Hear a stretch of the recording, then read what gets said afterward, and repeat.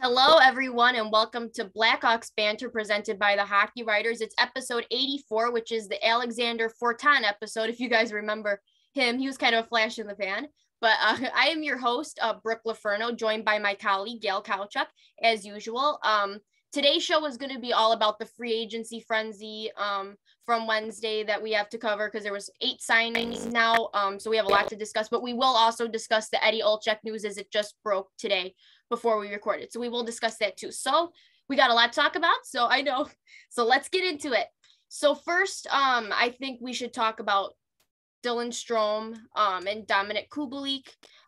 They were the ones that did not receive qualifying offers, the big names that did not receive qualifying offers, and they ended up signing elsewhere. Dylan Strome went to the Washington Capitals on a 1-year deal, and Dominik Kubalik went to the Detroit Red Wings on a 2-year deal.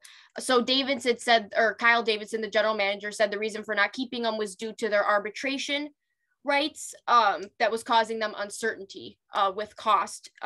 So I guess let's just get right into this. Are you okay with letting them go? With letting both of them go?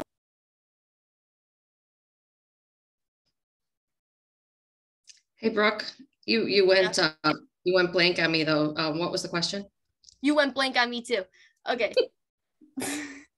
Sorry. So I just said, are you okay with letting Strome and Kubalik walk? Well, I'll tell you what. Yeah, I am probably. I would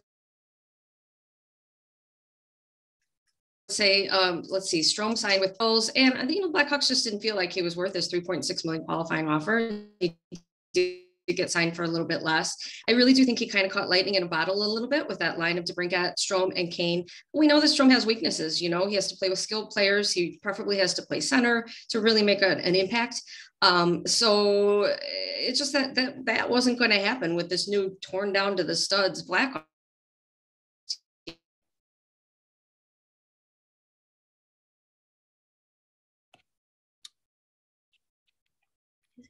team. So I don't really have a problem seeing him go. He can find a little bit of a better fit there on the latter half of the last season. Kubalik, $4 million qualifying offer, really underwhelming season. And I don't think anybody in the right mind would pay that much for his qualifying offer. And sure enough, he did sign for $2.5 million with the Detroit Red Wings. So that'll be kind of interesting. And he doesn't fit that scrappy, hard to play persona that Davidson's kind of going for. So one strength was scoring goals, and then when that dried up, the writing was kind of on the wall. But before I pass it off to you, Brooke, I would like to bring up a quote that came when he found out that he wasn't getting a qualifying offer. This is Dominik Kubalik. And he said, I got better every year. For me, it's not usually the points or my game. Sometimes it's even better if you grow like a man, like a human being. And that kind of struck me a little bit because as professional athletes, it's all about production. And you do kind of forget there's a human behind there. So there is something to be said for the intangibles of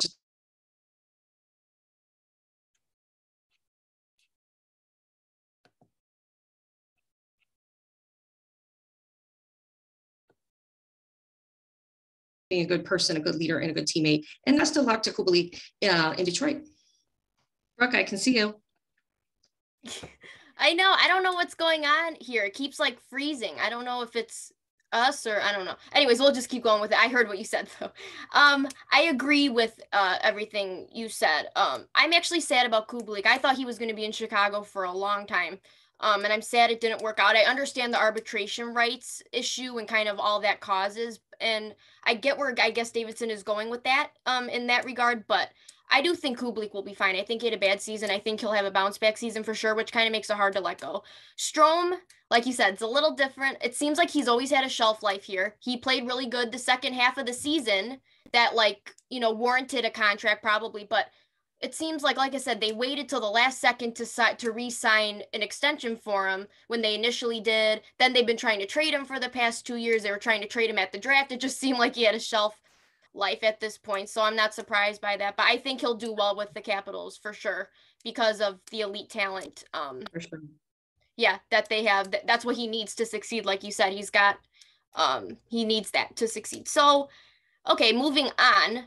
we have to talk about the two big free agent signings that Kyle Davidson did, and they were Max Domi and Andreas Athanasiou. That name is going to be very fun to say throughout the season, but not fun for us writers who have to write out that name all the time. That won't be fun.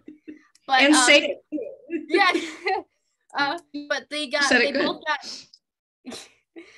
both got 1-year contracts, no term there, could be used as trade deadline assets, but they bring what Kyle Davidson wants, which is speed and competitiveness. That's the way he wants the team to play. So do you like these signings, Gail?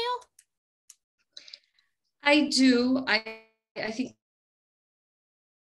it was kind of a smart move. Like you said, Athanasiou, what do you say it, has speed, and Domi hard to play against, and that's definitely something that Davidson's been stressing with the identity. And right, the idea here is to have both of them find some sort of success with this rebuilding team, and then they can be flipped for assets at the trade line, furthering the rebuild. So it seems like kind of a smart plan. One more tidbit, Domi basically, if you recall, it wasn't last season, but the season before, the very end, when he was with the Blue Jackets, he got some kind of bug up his butt about with Connor Murphy. And if you remember, he grabbed him and like threw him around like a rag doll. And I know that there's some bad blood there. Now these guys are going to be teammates. So it'll be interesting. A lot of times they say that that bad blood like that is because you kind of respect the other player. So I'm sure they'll be fine, but it's kind of interesting thing to keep an eye on. Yeah, I can't wait for that, to be honest with you. I'm sure they're fine because they played together in Arizona, and it seemed like they were pretty good friends there. But it'd be funny, like it seems like next season is going to be chaos for the Blackhawks anyway. So let's see teammates drop the gloves. That'll be entertaining. But I'm just kidding. I actually really like these signings, and I hate to say it, but I really do. I've actually always never minded Max Domi as a player because I see he's got skills to bring to the table, and it's obviously seems like a lot of teams value him too. He's very always wanted at the trade deadline. And Athanasiou, that guy can just fly. And when he was playing against the Kings last year and had that breakaway goal, it was like, he might be against the Blackhawks. We're like, okay, that might be a good fit there. And like you said, there's no harm there. If they end up not fitting in very well, they can move them. There's no harm there. Or if they fit in, great. But yeah, so I actually really like it, and I do think Davidson is keeping with what he wants. He said he wants speed and competitiveness. That definitely fits the bill. He has not drifted from that strategy. So I like it a lot. I think they could surprise us. Who knows? They needed top depth there. Domi can play that. So we'll see what happens there. The next signing is Colin Blackwell. He was the one that got the most term because he got a 2-year contract with $1.2 million a year average. He was recently with the Toronto Maple Leafs. He's a center who's known for having a high motor. Again, that competitiveness aspect. He had 20 points in 58 games between the Seattle Kraken, and the Maple Leafs. He was a trade deadline acquisition to the Maple Leafs. So he's 29 years old, has a career faceoff percentage of 50%, which is probably what I think maybe appealed the Blackhawks to him besides the competitiveness is the faceoff percentage. But he's 29 years old. Is this a signing that makes sense for the Blackhawks rebuild, you think, Gail? It's hard to say. To quote Davidson, he says that Blackwell's heart and soul, his motive never stops. So of course that fits the persona. He can definitely be a depth forward. And I think, for the most part, they can he's pretty low risk. So they can see where he fits in and whether or not to flip him at the deadline if they can get something for him, or if he's fitting in well, then then they can keep him for that extra year. So I don't really think he's part of the long-term plan. However, I mean, let's face it, he's 29 years old. He's 5'9",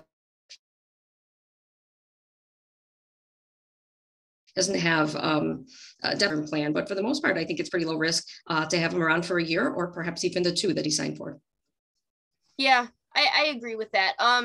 Like I said, the term is, I think, very reasonable. It's only 2 years. It's not like they signed him to a 5-year. If it was 5-year, then we'd be like, okay, I don't think this makes sense. But they do need a center, a capable center. I mean, will have Taves winning faceoffs. They'll have Tyler Johnson, but they don't really have anything else. They don't have Dylan Strome or Kirby Dach anymore to win draws or to try to help that scenario. So they're going to need that. That 50% faceoff percentage is very welcoming. And I don't see him being a trade deadline casualty because of the term that he signed for, but you never know. Who knows? Like I said, teams love those types of players for the playoffs, as the Maple Leafs obviously valued him a lot. So we'll see, but I don't mind the signing. Like you said, it doesn't really do bad by them at all, especially for the term and the amount he signed for. So we are halfway through our show. So This is Blackhawks Banter presented by the Hockey Writer, and this is also sponsored by the Morning Skate newsletter by the Hockey Writers. For hockey fans, please sign up for this newsletter by going to morningskate.io, put in your email address, and you'll get a fun hockey newsletter to your email with all the best and fun hockey content that you can't find anywhere else. It's funny, it's entertaining, and I love it, and they put so much hard work into it, so please sign up for that. You will not regret it. Okay. Next, moving on, part of our free agency talk is the only two players that the Blackhawks gave qualifying offers to are Philip Kurashev, and Caleb Jones. And Davidson said currently at the moment that those two are his biggest priorities to get re-signed. So I guess, Gail, they did have a lot of free agents that they could have extended to. Those were the only two that got offers. So were you surprised that these two players were the ones to get qualifying offers? And do you like that? Do you like those moves?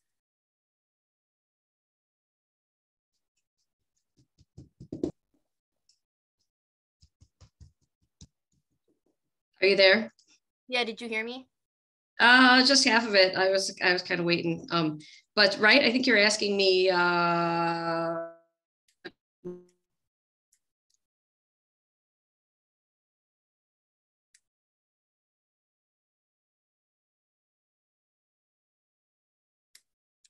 I'm surprised that these two got qualifying offers with at the end of May about 5 top free agents that the Blackhawks should focus on re-signing.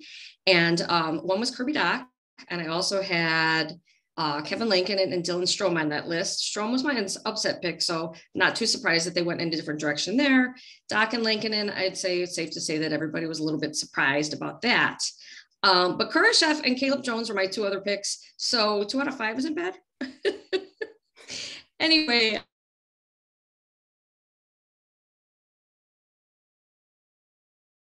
I think that Kurashev is previous to 500, 22 years old. He's young, he's cheap. He's got to work on his grit and his defensive play, but he shows promise offensively. And Coach King even said at the end of last season that in a perfect world, Kurashev would be higher up in the lineup to really be the most effective. Well, on this new bad team, right? He'll probably have a chance to play higher up in the lineup, and then he'll have an opportunity to prove himself. So I think he's a good fit. As well as Jones, same thing. 825,000 was his previous cap hit. Cheap, low risk. Are they keeping him around because of his brother Seth? Yeah, they could be. But he's also shown that he can be an effective bottom pairing defenseman. He's got some offensive flair. So why not keep him in Chicago, right? If nothing else, he can be a placeholder so they don't have to rush some of the younger defensive prospects that are better off maybe playing in Rockford right now. Yeah, I would agree with that too. I wasn't surprised by Kurashev because when we had Phil Thompson on a few weeks ago, he did mention that Kurashev was going to be one that was going to get a qualifying offer. The one I was surprised about though was Caleb Jones, because the Blackhawks have 14 defensemen signed for next season. So I was a little kind of like, I like Caleb Jones. I like what he brings to the table, like you said, but I felt like it was maybe too crowded for him to come back. So I'm kind of surprised by that, but they must have some other moves up their sleeves there with defense or have another plan. But either way, I don't mind it. It won't take much to re-sign them, I don't think at all. And Kurashev, like you said, they think he has top 6 potential. I do too. Next year will be telling for sure. So those definitely are not harmful moves again by them. It doesn't hurt them in any way to give them qualifying offers. So could always use the young depth players, especially when they're entertaining to watch. And those two are definitely entertaining to watch. So now that we kind of just dissected all of the free agency moves, so Kyle Davidson said they're not necessarily done making moves, that they're open to anything that comes their way, kind of thing, but that obviously Kurashev and Jones are his priorities at the moment. So I guess, do you see them, or is there any free agent left that you would like them to re-sign, or do you want to see a position targeted more? What do you think? Do you think there's more moves to come? I think that perhaps if they went for more depth at center, you just have Taze and Tyler Johnson for the most part as your top 2 on the depth chart there. So both technically really shouldn't be top 6 centers. So as far as someone they should be going after, I really don't have anyone in particular in mind, but you probably do, Brooke, because I'm betting that's why you asked the question. So who are you thinking that the Blackhawks might be going for? I don't know if they're going for him, but someone I would like to see them target is Sonny Milano from the Anaheim Ducks. Who did you who did you think I was going to say? No, I wasn't sure at all. But now that you say that name, I think I've heard you mention him in the past, and that would be a good fit. He was someone I was actually thinking about maybe the Hawks getting at the trade deadline when the Anaheim Ducks said they were interested in Kubalik. I thought maybe that could be a trade, but I did not think there was a way the Ducks were going to let him go. He had a pretty good year last year with Trevor Zegras. I was like, okay, they're probably... And then they didn't give him a qualifying offer, so that seems like it would make a lot of sense. Got a lot of skill. Young. I think he's 26 years old. I don't know. I like him as a depth player. I think that would be a good move. I don't see it happening though, but I think it's an option for them. He's still out on the market, surprisingly. I don't know what's going on there, but I wouldn't hate that. Like you said, you can't get enough scoring depth or center depth for that matter. I wouldn't mind that, but especially because we have to be prepared for injuries too. You never know. This roster is okay probably as it is, but you never know. Like stuff happens. You need that depth as backup. So I would not hate that move at all if that were to happen. But like I said, I don't see it happening, but that would be my pick, I think. Fun to talk about. It is.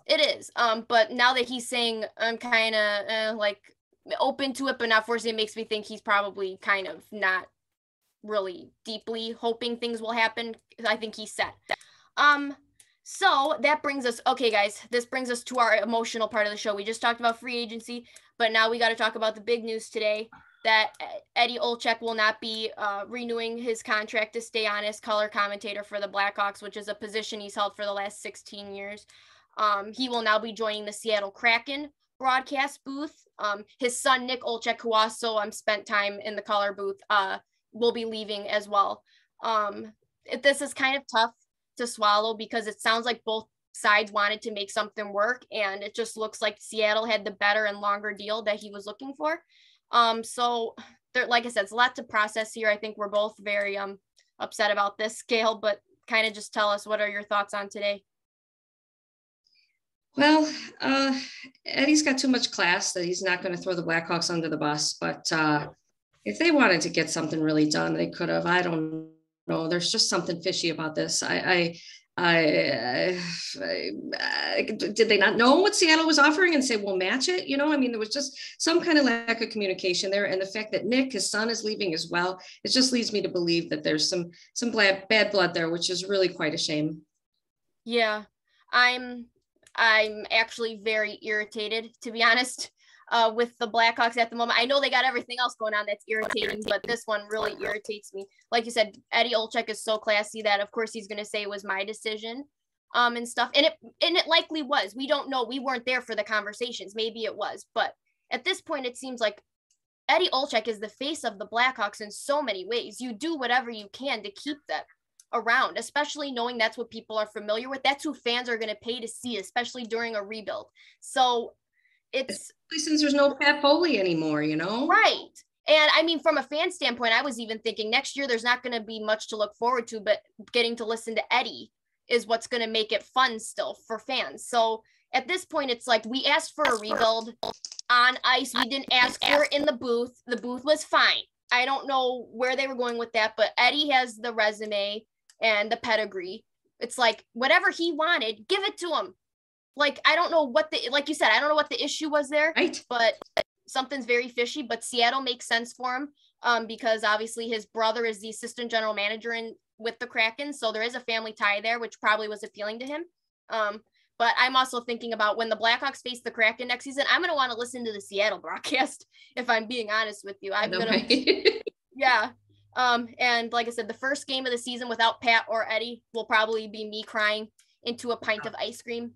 It'll be sad, but yeah, I'm irritated for sure. I don't think the Blackhawks did enough to keep him around for sure. It shouldn't have come to this point at all. They should have had this set in stone, and that was just a fail. And we're gonna miss him a lot. Obviously, he's the face of the Blackhawks. We all love him. It's not gonna be the same without him, but we wish him the best. He is Chicago. He is all Chicago, and we love him, and we will no matter where he goes. And hopefully he'll come back. Maybe, you never know. But yeah, we're Team Eddie. That's what we'll leave it with. We are Team Eddie. Yes, exactly. Okay, and fans, let us know what you guys are thinking too. We want to know. This is a safe space. We're venting. This is a safe space. Let us know your thoughts, please. So finally, to end the show, we're going to do our beloved shootout round, rapid, quick fire questions. So let's start, Gail. let's go. So we found out that the Blackhawks, one of the signings, free agent signings, was that they brought back forward Dylan Sakura after initially trading him in 2020. He split his time between the AHL and NHL, mostly playing in the AHL since leaving. He played in only 5 NHL games last season with the Colorado Avalanche. Do you think Sakura will see more NHL time this season with the Blackhawks? Do you think he'll get more than 5 games? Let's put it that way. No, I don't. I think he's bound for Rockford. I think the Blackhawks are wanting to be a competitive AHL team next season. So I think they brought him on to be a part of that. Yeah, I agree. I don't see him. I think maybe he'll get more than 5, maybe 6 if someone gets hurt. But yeah, maybe 6 if someone gets hurt. But yeah, I think he was good in Rockford when he was here. So maybe that's what they were thinking. Yeah. Sorry, Dylan. Sorry, we love you. Sorry, step ourselves. The second big news of free agency was that Kevin Lankinen signed with the Nashville Predators. Ew. I think we're all saying that. Ew. On a 1-year contract. So now the Blackhawks have their goalie tandem. It's ew. Of any team, it's the Preds. So now their Blackhawks goaltending tandem is set with Peter Mrazek and Alex Stalock. Do you see this duo being successful this season, Gail? No, they're going to stink it up.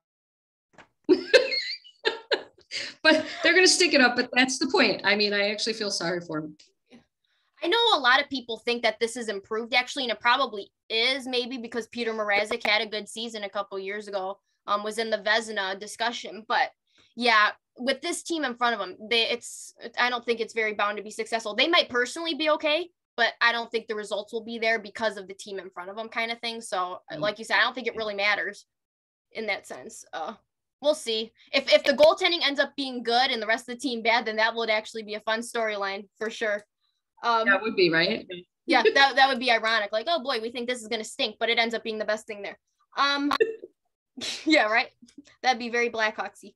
So the Blackhawks have over $10 million in cap space at the moment, which is a lot for them. We're not used to this. We're not used to seeing this. They're usually way close.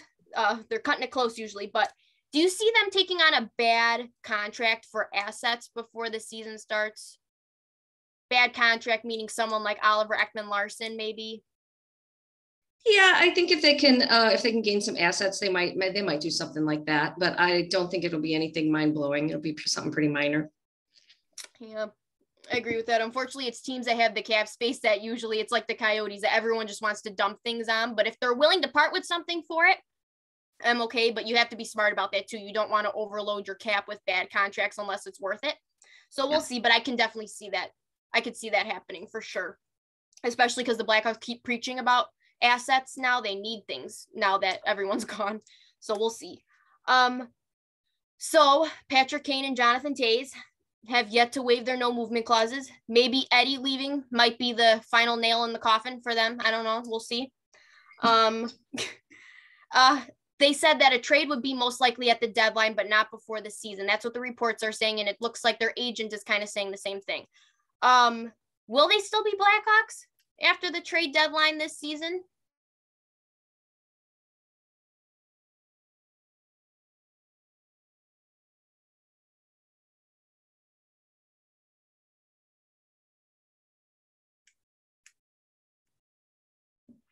No, I don't think so. And they're going to go and try to compete for a cup somewhere else. I was going to say that, but now did you? I said no. No, I did hear you, actually. But I'm going to disagree now. I would have said yes. That was always my answer was yes, they won't be here. But now I'm starting to think they will. They haven't wanted out up to this point, and it just makes me think they're going to just write out their contract, which I wouldn't blame them if they did. I think it's possibility for sure. They only have 1 year left, and then they can choose wherever the heck they want to go in free agency. So we'll see. But now I'm starting to think they're staying, even though, like you said, there's a lot of reason for them to leave, to chase a cup for sure. I guess my question now is, with all the new faces on the team next year, is there anyone you think will have a breakout year? I think that if he ends up, if they commit to him to be up in the NHL, then Lukas Reichel, if they bring him up with a big cloak, I think that he will tear it up with Kane as line mates. And then for a dark horse, I I'm going to pick defenseman Alex Vlasic if they keep him up in the big club. Ooh, Alex Vlasic was a good pick, especially because the coaches were raving about him at development camp, saying this guy is good and he'll be really good next year. So that's a good pick. Guys, remember, I did say Alex Nylander as a breakout candidate a couple years ago, and so my picks are not good. But I'm going to go, as you know, we'll remember that. But I'm going to say Max Domi. Actually, this guy has a lot to prove, surprisingly. He's been around a while, and some might say his game is just where it is, but I think he's got a lot to prove on this roster, especially if he's going to be playing with Kane. He'll have a lot to prove for himself, but also if he gets moved at the trade deadline, we'll see. But I'm going to pick him. I think he has a reason to break out for sure. So, again, my predictions are very wrong on these things, so that could come back to bite me, but we'll see. Anyone is a good candidate at this point for a breakout because we just don't know what's going to happen. At this point, tell us who you guys think will be the breakout candidate next season. But that will wrap up our show today. Thank you so much, Gail, again, for joining me. Obviously, there's a lot of news to dissect and the hits keep coming, but we're here to try to make sense of everything before the season starts. But we appreciate everybody viewing and sending us comments and compliments. We really, truly appreciate it so much, and we love talking with you guys. Thank you again for tuning in, and have a good night, guys.